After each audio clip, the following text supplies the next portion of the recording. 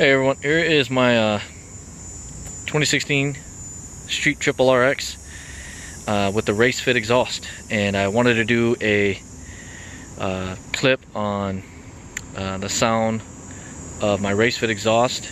I had debated on the Racefit, the SC Project, and then also the Delcovic, which I've had before.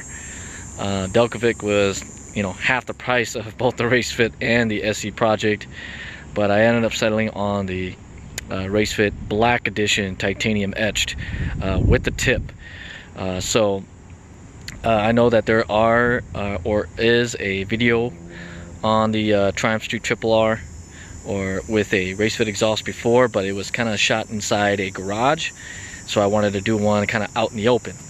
I'll be doing it at 2,000, 4,000, and 8,000 RPM. So here we go.